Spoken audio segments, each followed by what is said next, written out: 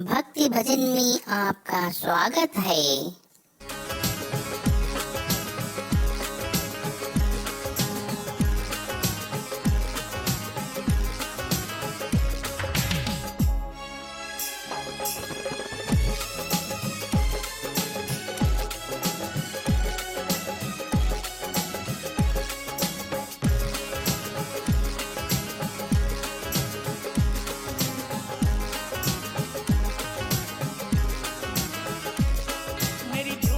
छोटी पड़ गई रे इतना दिया मेरी माता।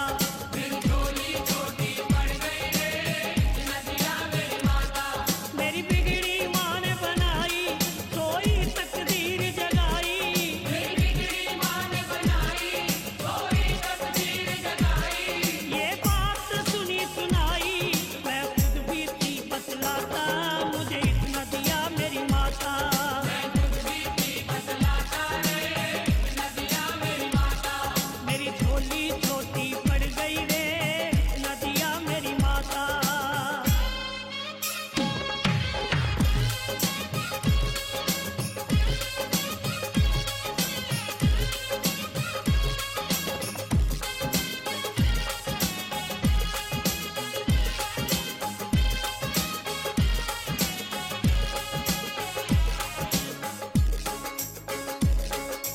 मान मिला सम्मान मिला गुणवान मुझे संतान मिली।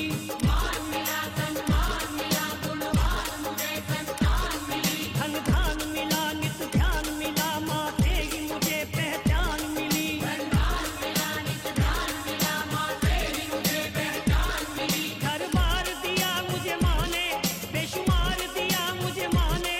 घर बार दिया मुझे माँ ने बेशुमार दिया मुझे माँ ने। हर बार दिया मुझे माँ ने जब जब मैं मांगने जाता, मुझे इतना दिया मेरी माता। जब मैं मांगने जाता रे इतना दिया मेरी माता। मेरी झोली छोटी पड़ गई रे इतना दिया मेरी माता।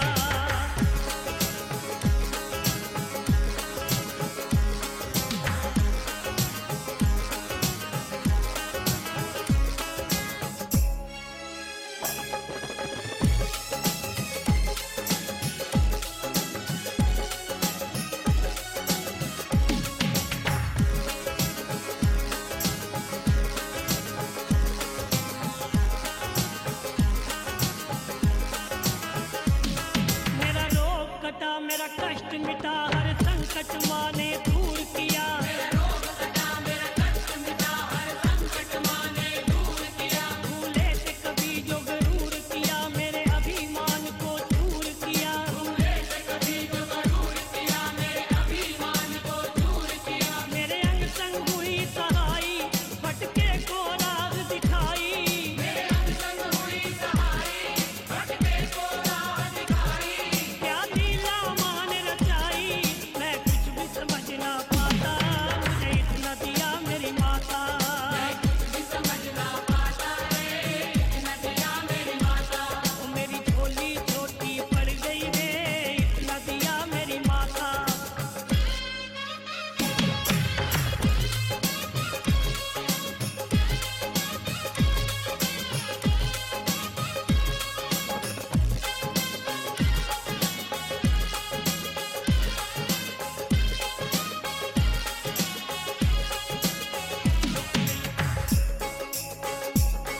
उपकार करे भव पार करे सपने सबके साकार करे। उपकार करे भवपार करे सपने सबके साकार करे। ना देर करे माँ मेर करे भक्तों के सदा भंडार भरे। ना देर करे माँ मेर करे भक्तों के सदा भंडार भरे। महिमा है निराली माँ की दुनिया है सवाली माँ की।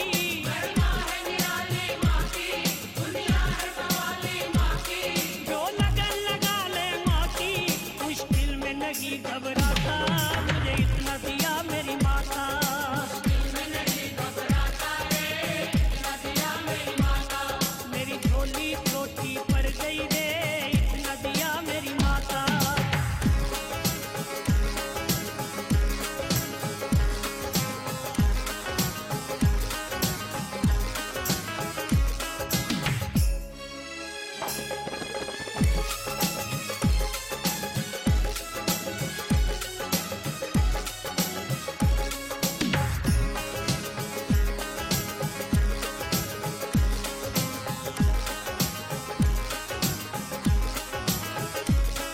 कर कोई जतन है चंचल मन तू हो के मगन चल माँ के भवन कोई गगन है चंचल मन तू हो के मगन चल माँ के भवन आ जाए नयन पावन दर्शन हो जाए सफल फिर ये जीवन आ जाए नयन पावन दर्शन हो जाए सफल फिर ये जीवन तू थाम ले माँ का दामन ना चिंता रहे ना उलझन तू थाम ले माँ का दामन ना चिंता रहे ना उलझन दिन रात सरल कर सुमिरन क्या कर माँ का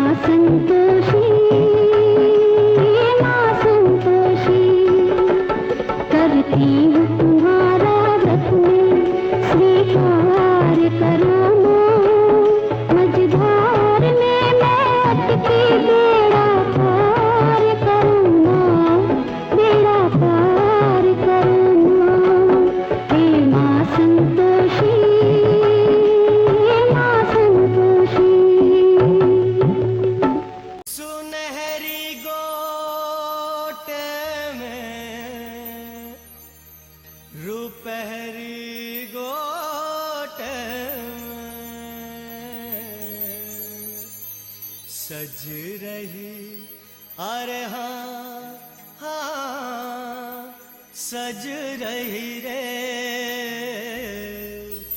सज रही मेरी अम्बे मैया सुनहरी गोटे में। सज रही मेरी अम्बे मैया सुनहरी गोटे में। ओ सज रही मेरी अम्बे मैया सुनहरी गोटे में। सज रही मेरी अम्बे मैया सुनहरी गोटे में। सुनहरी गोटे में रुपहरी गोटे में। सुनहरी गोटे में रुपहरी गोटे में। सुनहरी गोटे में रुपहरी गोटे में। सुनहरी गोटे में रुपहरी गोटे में। ओ सज रही मेरी अम्बे मैया सुनहरी गोटे में। सज रही मेरी अम्बे मैया सुनहरी गोटे में। मैया तेरी चुनरी की गजब है बात। मैया तेरी चुनरी की गजब है बात। ओ मैया तेरी चुनरी की हाँ हो, मैया तेरी चुनरी की गजब है बात। मैया तेरी चुनरी की गजब है बात। चंदा जैसा मुखड़ा मेहंदी से रचे हाथ। चंदा जैसा मुखड़ा मेहंदी से रचे हाथ। सज रही मेरी अम्बे मैया सुनहरी गोटे में। सज रही मेरी अम्बे मैया सुनहरी गोटे में।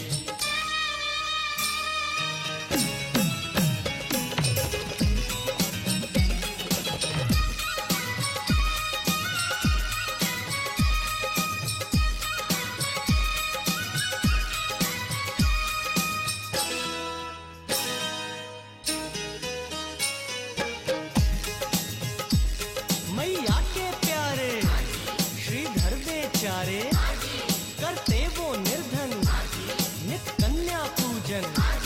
माँ प्रसन्न हो उन पर आई कन्या बनकर उनके घर आई ये हुक्म सुनाई।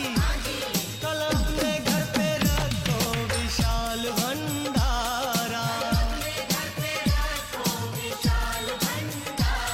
कराओ सबको भोजन बुलाओ गाँव सारा।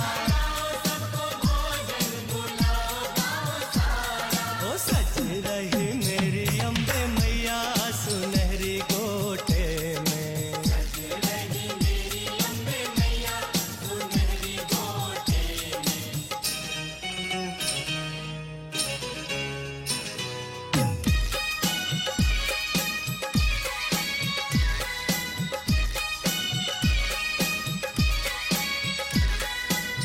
श्रीधर जी विचारों में डूब गए, आखिर ये कन्या कौन थी। वो सोचने लगे, मैं निर्धन इतने बड़े भंडारे का आयोजन कैसे कर सकता हूँ। सहसा उनके मन में विचार आया कि वो कन्या कोई साधारण कन्या नहीं थी, कोई महान शक्ति थी। और जब उसने इस महान कार्य का हुक्म दिया है तो उसका प्रबंध भी वही करेगी। यह सोचकर निमंत्रण देने निकल पड़े। गांव-गांव संदेशा दिया। रास्ते में गोरखनाथ जी मिल गए। जब उन्हें निमंत्रण दिया तो वह मुस्कुराकर बोले, ब्राह्मण भैरवनाथ और 360 चेलों को तो देवराज इंद्र भी भोजन नहीं करा सके, तो तेरी क्या औकात है। परंतु उस कन्या की परीक्षा लेने हम जरूर आएंगे। मौका संदेशा घर घर में पहुंचा, करने को भोजन आ गए सब ब्राह्मण। भैरव भी आया, चेलों को लाया। श्रीधर घबराए, कुछ समझ न पाए। फिर कन्या आई, उन्हें धीर बंधाई। वो दिव्य शक्ति श्रीधर से बोली, तुम मत घबराओ, अब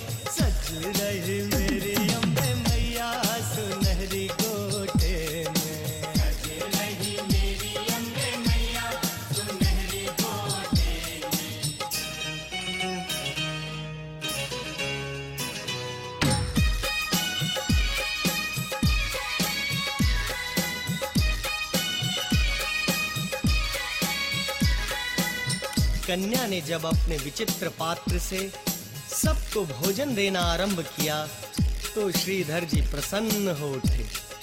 सब हैरान रह गए। भैरव ने सोचा, ये कन्या अवश्य ही कोई शक्ति है।